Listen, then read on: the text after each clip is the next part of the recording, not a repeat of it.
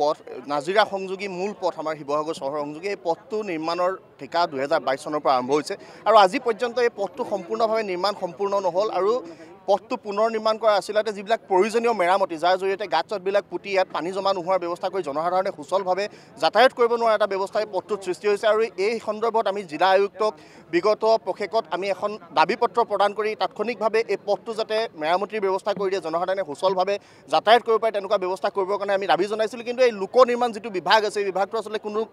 তেওঁলোকৰ দায়িত্ব নাই জনসাধাৰণে দুৰ্ভোগ ভুগি আছে যাতনা ভুগি থাকিব লগা হৈছে এই স্থানে যাতায়াত কৰা প্ৰত্যেকগৰাকী ব্যক্তিয়ে এই ৰাস্তাটোৰে যাওঁতে দুৰ্ভোগ ভুগিব লগা আছে কিন্তু ৰাইজৰ দুৰ্ভোগৰ প্ৰতি তেওঁলোকৰ কোনো কাণসাৰ নাই সেইবাবে শিৱসাগৰ আঞ্চলিক ছাত্ৰ সন্থাই আজি আমি এই পথ অৱৰোধ কাৰ্যসূচী ৰূপায়ণ কৰি আমি লোক নিৰ্মাণ বিভাগ আৰু অসম চৰকাৰক সকীয়াই দিব খুজিছে জনসাধাৰণক লৈ হেতালি খেলা তেওঁলোকে বন্ধ কৰিব লাগে আৰু এই চৰকাৰে যিটো ৰাস্তা ভূমি অধিগ্ৰহণ কৰা হৈছিল আজিলৈকে ধন মুকলি কৰি দিব নোৱাৰাৰ কাৰণে বহু লোকে নিজৰ মাটি এৰি দিয়া নাই যাৰ বাবে ৰাস্তাৰ কাম বহু স্থানত ৰৈ যাব লগা হৈছে এই সকলোবিলাক বিষয় নিষ্পত্তি কৰি যিগৰাকী ঠিকাদাৰে ইয়াত দায়িত্ব লৈছে তেখেতক অতি শীঘ্ৰে পথটো নিৰ্মাণ কৰাৰ ব্যৱস্থা কৰিবৰ কাৰণে বাধ্য কৰিব লাগে এই ক্ষেত্ৰত জিলা প্ৰশাসনৰ প্ৰত্যক্ষ হস্তক্ষেপ আমি কামনা কৰিছোঁ আৰু আমি দাবী জনাব বিচাৰিছোঁ যে চৰকাৰে অতি শীঘ্ৰে যাতে গোটেই ব্যৱস্থাৱলীটো কৰি এই ৰাস্তাটো পুনৰ নিৰ্মাণ কৰি ৰাস্তাটো মেৰামতিৰ ব্যৱস্থা কৰি জনসাধাৰণে সুচলভাৱে যাতে যাতায়াত সম্পাদন কৰিব পাৰে এই পথেৰে আৰু অতি শীঘ্ৰে ইয়াৰ যি পুনৰ নিৰ্মাণ কাৰ্য সময় নিৰ্দিষ্ট কৰ্মপথাৰ শেষ কৰিবৰ কাৰণে দাবী জনাইছোঁ আৰু শিৱসাগৰ সমষ্টিৰ যিগৰাকী বিধায়ক য'তে ত'তে তেওঁ